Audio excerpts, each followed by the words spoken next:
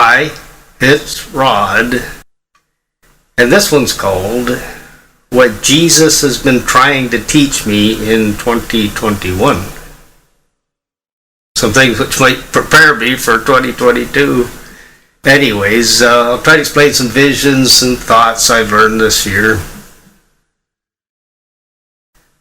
Well, one vision I called the Evil Land Carnival vision. It's like when you're going to a carnival and you're going to walk around and see what the exhibits are or something. So me and Jesus are coming up to this carnival and it says like Evil Land on the gates or something. So when I'm inside the carnival with Jesus next to me, we're looking at these piles of dead bodies. You got the little kids' dead bodies. You got the Christian adult dead bodies and the wicked adult dead bodies.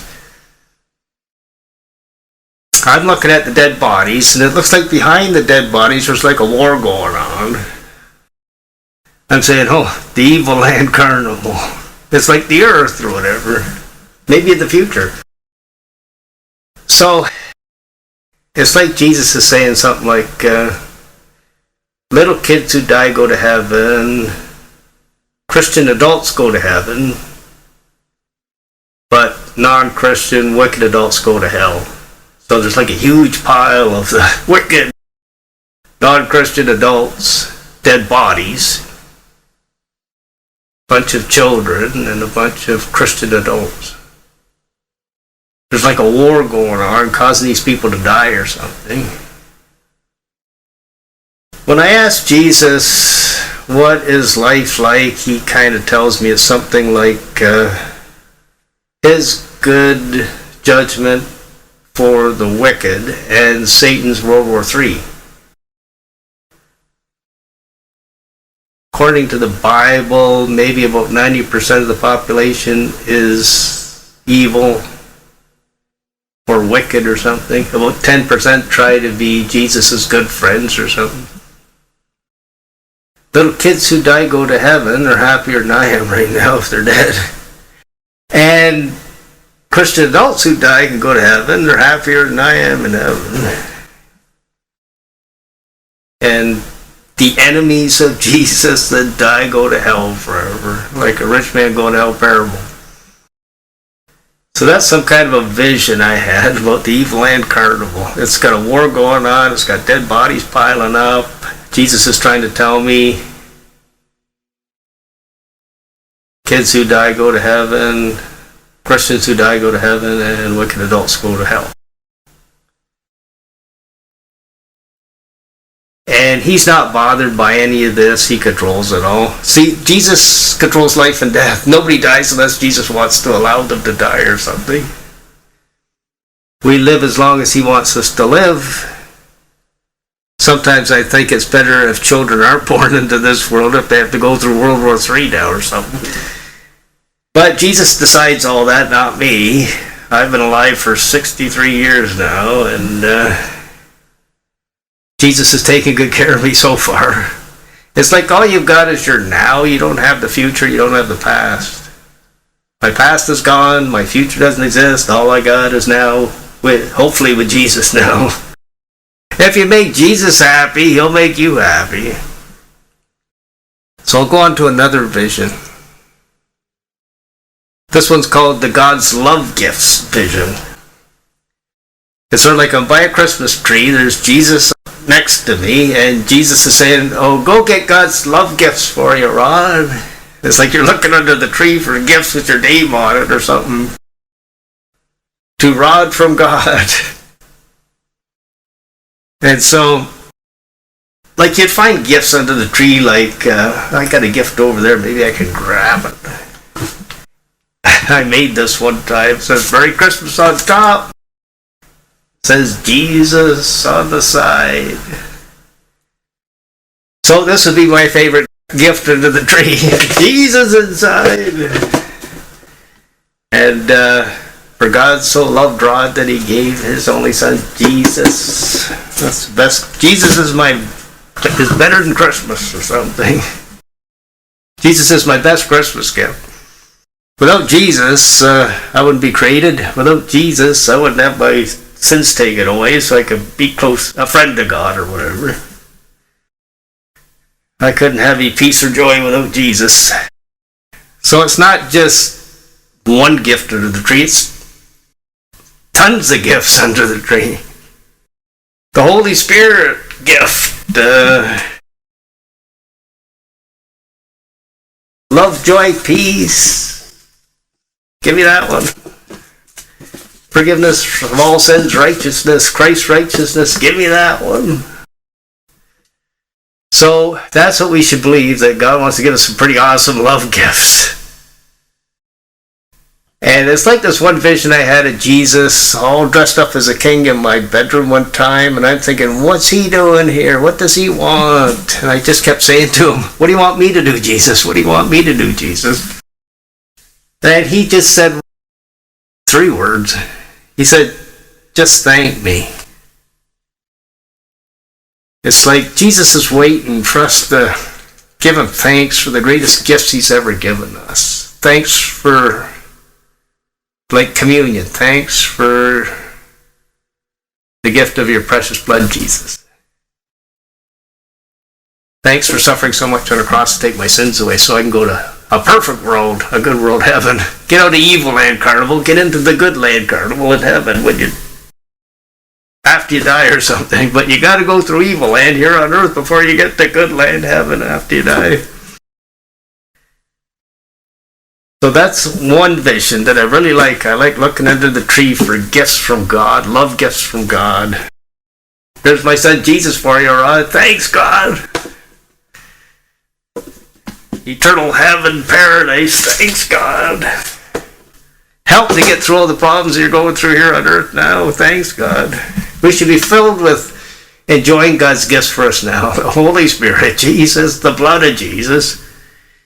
It's like when sometimes I get a vision of Jesus coming towards me with this kind of beautiful crystal decanter filled with blood or something. Jesus is saying, this is for you, Rod, my blood. If we could understand how powerful the blood of Jesus is, we'd be taking communion often and giving thanks to Jesus for it. But the way people's minds operate, they don't focus on the most important things. They don't try to get the greatest gifts to enjoy or whatever. It's like I have a way of thinking that helps me to center my mind on truth so I can have good emotions. What I try to sort of like pray for in my mind is for God to put my mind on what's most important to think about. That's Jesus, that's his blood stuff. Put my mind on what's most important to do. Whatever Jesus is wanting me to do, that's the most important thing to do now. And then I say something like, help me to do what's most important to do and make me happy doing it. If you put your mind on the most important thing to think about, the most important thing to do, and ask Jesus to help you to do what's most important to do, he'll make you happy doing it. He rewards those who believe his truth and obey him. You make Jesus happy, he'll make you happy. So I'll try to explain a few more visions maybe.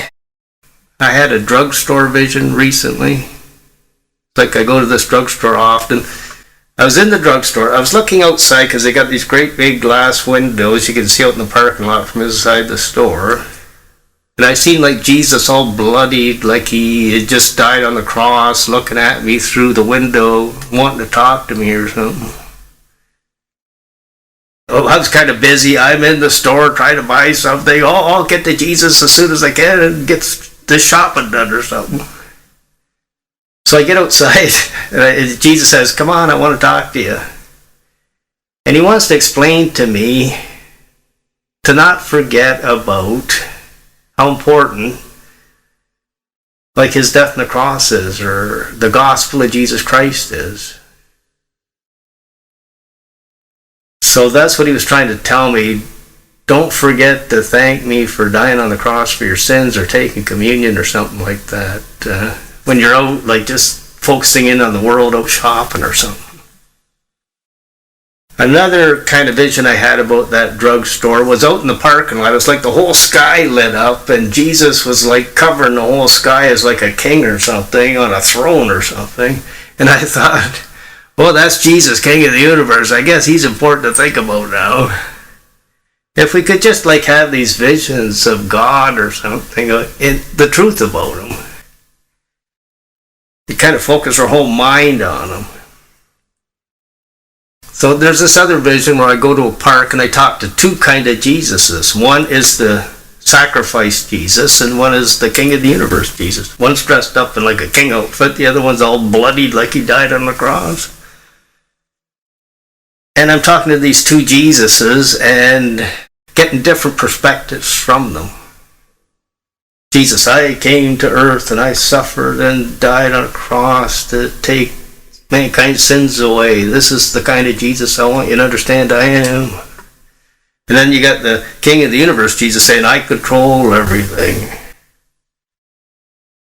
I got an awesome heaven after you die and stuff like that. The risen Jesus. So it's not just thinking about King Jesus in heaven now. It's not just thinking about suffering and dying Jesus on the earth 2,000 years ago. It's like trying to get a better revelation of Jesus Christ, the gospel of Jesus Christ. Death, burial, resurrection. Most important things to think about. Then I get this kind of vision of a group of people called Christians that all look like they just been crucified or something. And it's like I'm looking at them, and it's like God saying, these are the victorious ones. The people that obey Jesus and like get martyred and suffer on the earth for obeying Jesus are the most successful people on the planet. Jesus all bloody, dying on a cross. Make him king of the universe or something. Suffering love gets the greatest rewards in heaven. It's almost like seeing me all bloodied up after suffering on a cross and died or something. And thinking, wow, I was successful. Take up your cross. Because if you try to obey Jesus, Satan's going to try to stop you, and it can get very suffering, very martyrdom. Another thought I had was something like, I may not be martyred. I may have gone through enough suffering in life trusting in Jesus so that I don't need to be martyred. Other people may have gone through no suffering and then they get martyred. It's like if you've already suffered, you don't need to be martyred. If you haven't suffered much, maybe you do need to be martyred to get like great suffering level awards in heaven. Like I had a vision one time of me like a queen or something, sitting on a throne or something. And Jesus is coming out of this building with all these gifts or something. And he's handing them to me. And he's saying, let's celebrate this one now, Ron. He's giving me these gifts. They're like suffering love gifts or something. And I'm thinking, oh, I don't deserve that, Jesus. It's like there's this great big warehouse full of rewards or something. He's giving them to me. And he wants me to think that when I suffered to do loving things for him on the earth, and I got this great reward for it in heaven, that's celebrating our love together. The bride and the bridegroom. Here's when you did this and you suffered a lot doing it for me. You allowed me to do this through your body on earth. It's like we don't do the good things to get rewards on heaven. Jesus has to do them through us. And so if I let Jesus do some suffering, love things, preach the gospel, suffer for it or something like that, had Satan attack me because I'm doing God's will or something, he thinks that's something to celebrate in heaven forever. Rod did this with me, or let me do this through him on earth or something. If I get my head cut off, it's a great reward. If I Continue to obey him even though Satan's attacking me all the time. It's a great reward. Like Jesus said about rejoice and be glad when they persecute you. Greater is your reward in heaven. So we got to think about these rewards that we get for letting Jesus do good loving things for our bodies that we can celebrate in heaven forever. My gift to Jesus. Take my body and do some good through it, even though Satan attacks it or murders it doing it. So thinking of this, like John the Baptist getting his head cut off, great rewards in heaven. Daniel in the lion's den, great rewards in heaven. Whatever we have to go through, if people are in a wheelchair like Joan Harrison taught and she still has faith in Jesus, great rewards in heaven. Not this, if you suffer, Jesus can't be any good on earth or something. There's a vision I had about a courtroom. It's like the judges there, I'm being, tried for my crimes or something. Rod, guilty of hell or something. Jesus stands up in the courtroom and says, I'll take the punishment for Rod. I'll go to hell for him. I'm saying, oh, thanks, Jesus. Jesus takes my punishment. I get to go free from the courtroom. I get to never have to go to hell forever. That should make us feel very happy. We deserve hell. Jesus wants to take the punishment for us on the cross so we don't have to go to hell. That's the gospel message you've got to tell people. The world is evil. Unless Jesus saves you from your sins, you're an enemy of Jesus going to hell. You want to follow Satan, you'll go to hell with Satan. You want to follow Jesus, you go to heaven with Jesus. Get off the Satan's train to hell, get on the Jesus train to heaven. So there's this vision of getting on the elevator one time. I'm getting on the elevator, ready to push the button. Somebody jumps in the door just as I'm ready to push the button. I'm thinking, who's this? Can I trust them? I look over, oh, it's Jesus. I'm thinking, can I trust him? And he comes over and he says, I want to take all your sins away. I want to fill you with joy and peace. And I have this awesome feeling of joy and peace in the elevator. Then he says, I want to look at your back pain scars. So I lift up my shirt and I show him my back pain scars. And he says, I love your back pain suffering. That my back pain didn't stop me from having faith in Jesus. I got kind of a belief system that if suffering can drive you closer to Jesus, it's good for you. When I think of the time like the 1950s to 2020s, which I lived in or something, not as a good world to live in. It's a dangerous rich man going to hell society to live in. There wasn't like people obeying Jesus and teaching other people how to be his friend and all that kind of stuff and great churches to go to. There was like God players on their way to hell or something, teaching their kids to be God players on their way to hell. They just drop dead and they go to hell forever, but they think they're good people or something. The way we think and the way God thinks are two different things. Being rich does not mean that God's blessing you.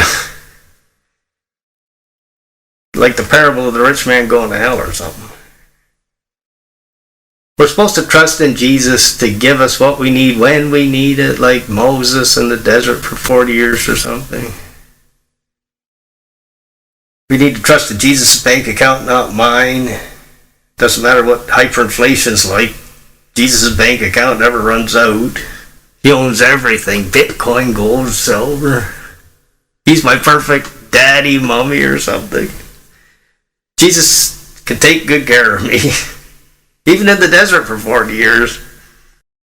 Whatever he wants. He wants you alive on earth, fine. He wants you living in the desert for 40 years, fine. And I got a motto or a belief system like, I won't die till Jesus wants me to die and he can help me through death. I got a motto like, I got to live in an evil and suffering world, but Jesus can help me through it, bring good out of it for me, make me happy in it, and help me not to be bothered by it. I don't have to be bothered by evil land carnivals. You have to go through evil land first before you get the good land heaven later. Nobody gets the good land without going through evil land first. When you get to heaven, you'll think it's worth it all. So, one of the greatest careers on earth is being a truth teacher for Jesus. You're trying to be a friend of Jesus yourself and trying to let him teach others how to be a friend of him too, but you can't do that unless you're trying to do it yourself first or know how to do it yourself first. Try to be a friend of God like Abraham was a friend of God, or Jesus tried to teach us how to be a friend of God, or Paul tried to teach us to be a friend of God. And then you got Satan and all these evil people trying to hate God and hate Christians and stuff. But if they don't repent, change, stop being Jesus' enemy, start being his friend, they're going to hell or something. That's got nothing to do with you. That's between them and God or Jesus. You just choose to be a friend of Jesus and try to let him use your body to teach others to be a friend of Jesus through you. You could think of life like a friend of Jesus school. That's what it should be like. If you could learn to be a friend of Jesus, you could be successful in this life. You want to try to learn to be an enemy of Jesus like most people do, you'll be a failure in this life. It's like sometimes we need to use something to try to focus our mind. Our mind can only think about certain things at once, so hopefully it's the most important things to think about. Sometimes I try to use something like 5-finger meditations, truth meditations or something. I try to think of 5 important things to think about on my fingers. And that helps me focus my mind on the important things to think about. And it could be on different topics or something. One of my 5-finger meditations would be something like important things to do. It could be trying to kind of get my apartment ready for difficult times to come in the future. I call it resort renovating or something. Important things to do. Resort renovating. Should I be doing that right now? Another one is truth meditations. I need to understand important truth meditations and meditate on them. Another one's truth teaching. That is trying to learn truth and teach truth or something. You got truth meditations, truth teachings. Another one is health treatments or something. Our bodies are pretty sick in this world or something. You got to try to figure out these treatments to build up your immune system to be able to handle.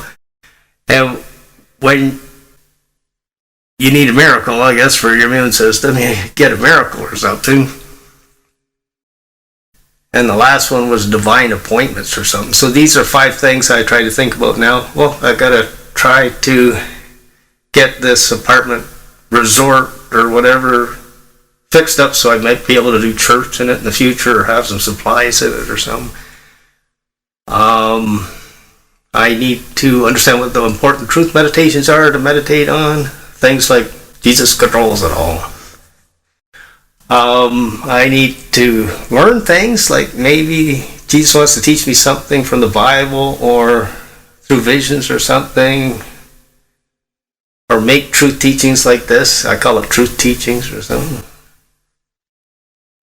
Supplements, how's my health? Do I need to try to have more vitamin C or D or something else to keep my body healthy so Jesus can live through it? And divine appointments. Divine appointments is, I don't know, I think someday I might meet other Christians that want to do church properly. I just haven't found them yet. Maybe as judgments ramp up, people will get more serious about obeying Jesus, and then you can maybe find some disciples who want to do church in your city or something the right way. I call it Abundant Life Church, I guess. You might have to do it in parks, in homes, and on Zoom. You might not be able to do it in big buildings anymore type things. Sort of like the disobedient to God church is being shut down now and waiting for the obedient to God church to rise up or something. But then there could be a lot of persecution against Christians in the future. like driving them into homes or underground or something, like China or something. So I'll try to explain a few more visions, maybe future visions. One vision is like a restaurant vision. We used to go to this restaurant and eat chicken dinners. So I had this vision one time. There's a great big overweight guy eating a chicken dinner. He's got his wallet on the table. And I'm sitting there with Jesus in the restaurant looking at him. And then an angel comes over with a sledgehammer and smashes the chicken dinner plate off the table onto the floor, smashes his wallet on the floor, and then hits him in the head with the sledgehammer. I'm looking at this, I'm saying, what's going on here, Jesus? Jesus looks at me and he says, it's good for him. So what Jesus is trying to tell me, an angel destroying this guy's meat or chicken dinner in a restaurant or something. This was before the stay out of the restaurant stuff of COVID-19 or something. And then hitting his wallets, like destroying his money in the bank or something, like inflation or something. And then hitting him on the head, like destroying his health or something, healthcare system and all that stuff. That if they don't get into this suffering circumstances, say, Jesus, help me, they may never get saved. It's like a rich man going to hell that doesn't get saved, or a prodigal son in a pig pen that doesn't wake up from his evil or something. Repent. So I look at society like changing from a lot of provision or something to a lot of lack or war or something like that. Is if the suffering can help you get closer to Jesus, it's good for you. If the suffering helps you to say, Jesus, save me from hell, it's better than living like a rich man going to hell on earth or something. Then I had this other vision where I was on a beach, sort of like in a lawn chair with Jesus looking at a beach or something. It was like at night, and it was like a big storm going on, lightning, thunder, like a tornado out in the water or something. I look at where the water is, and there's women weeping, and there's little babies drowned in the water or something, little kids drowned in the water. And I look over and I see like fire barrels with like hobos or something. It looked like they were starving or something.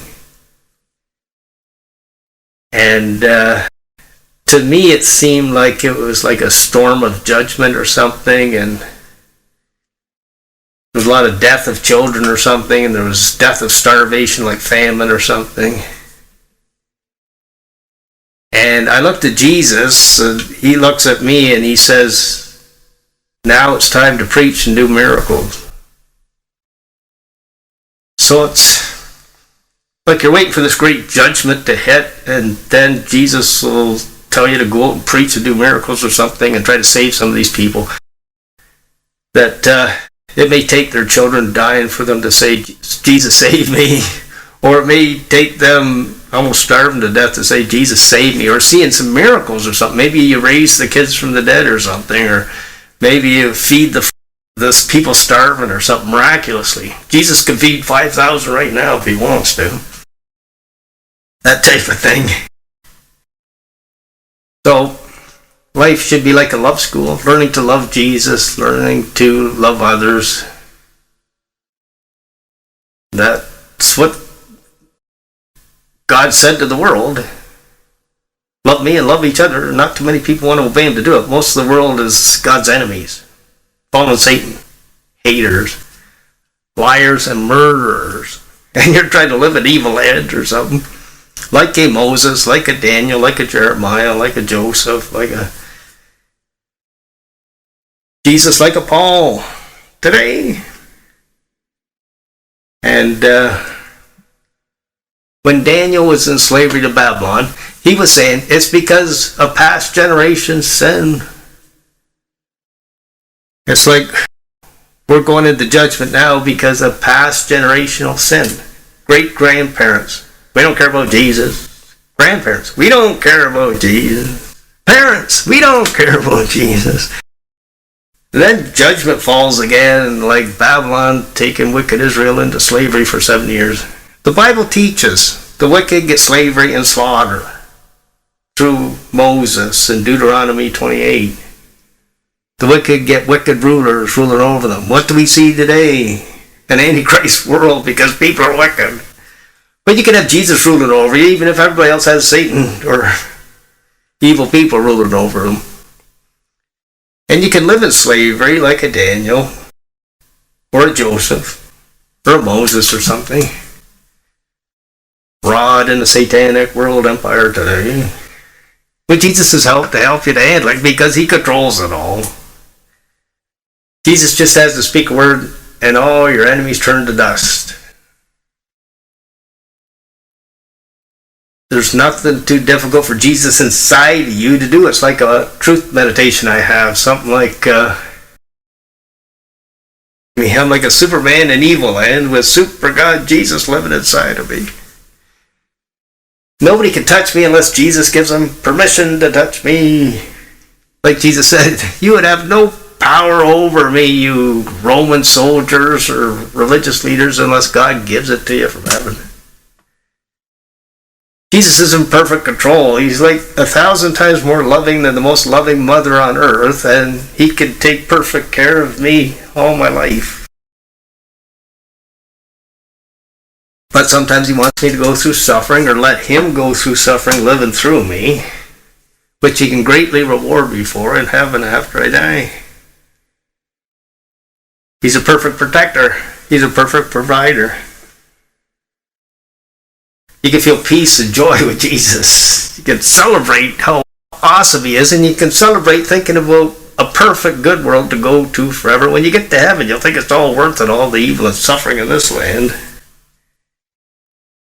The way you treat others is the way you treat Jesus himself, like Matthew 25 judgment talks about. When you make Jesus happy, he makes you happy. Keep up the good work, Rod. More love, more peace as a reward, which people that aren't a friend of Jesus, not obeying Jesus, miss out on. Fear, depression, anger instead of love, joy, peace. It's a choice. If you believe Jesus is truth, you can have great emotions. You believe Satan's lies, you'll have terrible emotions. When you get to heaven, you'll think it's worth it. What you think may not be the way Jesus thinks about things. You got to try to talk to Jesus, ask him what's truth to believe in. It's like asking Jesus, do you like what I'm doing now? And if he says yes, keep up the good work. If he says, oh, Rod, you're not really obeying me, correct yourself, it's for your good. Ask Jesus to help you correct it. Basically, you just got to say, what's best to do now, Jesus? Get an answer back. Start doing it with his power to do it. Don't go by your feelings, by whether you feel like you can do it or not. If Jesus tells you to do it, he'll give you the power to do it. It's like Peter walking on the water or something. I can't walk on the water, Jesus. Well, I'll help you if you believe I can help you. It's like another vision I had. The vision I had was government was taking kids away from godless parents or something. Jesus was just standing there watching. I'd say, Jesus, why don't you help them? He says, they don't believe me. They don't seek my help. I don't help those who don't ask for my help. Those who don't believe in me. Now, if a Christian sees that going on and says, Jesus, can you help these unbelievers? Then maybe Jesus will help if somebody asks him to help them. It's like me praying for unbelievers or something, and Jesus helps them somehow. But if there's no believers praying for them, and they're not praying for help, then the government can come take their kids away and kill the parents or whatever, and that's the way it operates. That you don't want to be Jesus' friend, you want to be his enemy. You can be destroyed by your enemies or something. But if you want to be Jesus' friend and seek his help, he can help you overcome your enemies. So this is a bit about what Jesus has been trying to teach me in 2021. Now,